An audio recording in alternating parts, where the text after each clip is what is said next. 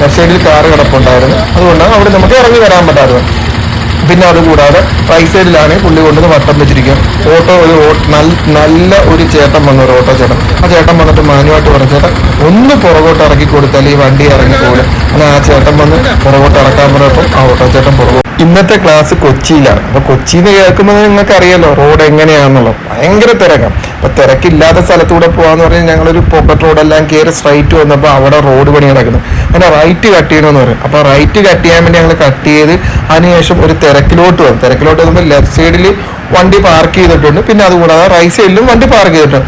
മാന്യമായിട്ട് ഞങ്ങൾ ഓടിച്ചിങ്ങനെ പതുക്കെ നിർത്തി പോവുക. അപ്പൊ ഈ ക്ലൈന്റിനാണെങ്കിൽ ഭയങ്കര ടെൻഷനാണ്. അങ്ങനെ സപ്പോർട്ട് ചെയ്ത് കൊടുക്കുന്നുണ്ട് ശംഭു ഓഷൻ തിയറിയിൽ. കാരണം ക്ലൈന്റ് മരവിച്ചിരിക്കുക. അതിൻ്റെ ഇടയ്ക്കാണെങ്കിൽ ഈ കഥാനായകൻ വരുന്നതാണ് കൊണ്ടുവന്ന് വട്ടം വെച്ച്.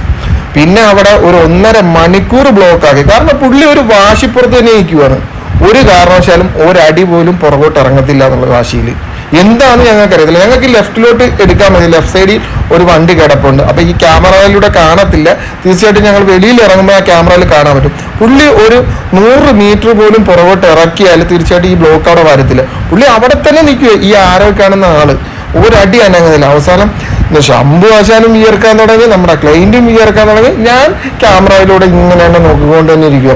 പക്ഷെ ടെൻഷനൊന്നും ഇല്ലാതെ ഞങ്ങളുടെ ക്ലൈന്റ് കറക്റ്റായിട്ട് ഒന്ന് സപ്പോർട്ട് ചെയ്ത് കൊടുക്കേണ്ടതാണ്.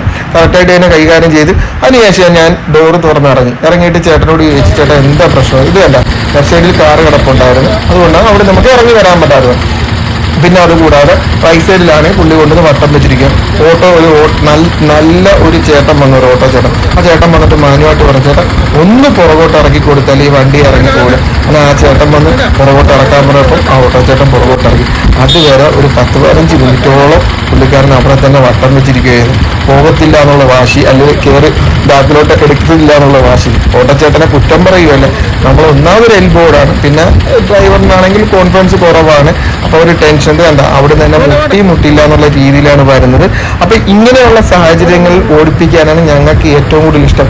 കാരണം അല്ലാതെ വെറുതെ 4 ഗിയറിട്ടോ അല്ലെങ്കിൽ ഒരു ഓട്ടോമാറ്റിക് വണ്ടിയിൽ ഇങ്ങനെ ചുമ്മാ ഓടിയിട്ടോ ഒരു കാര്യമില്ല.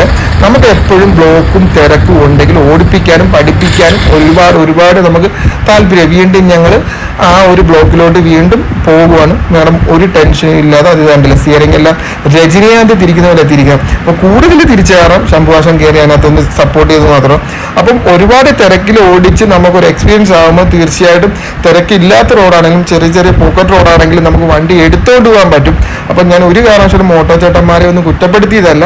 സാഹചര്യമായിരിക്കും. ചിലപ്പോൾ അവർക്ക് ഒരു ഓട്ടം കിട്ടാൻ വേണ്ടി ഒരു ഓടി കൊണ്ടുവന്ന് കയറ്റിയേക്കും. എങ്കിലും നിങ്ങളൊന്ന് ആലോചിക്കും, ഒരു എൽബോർഡ് വെച്ചൊരു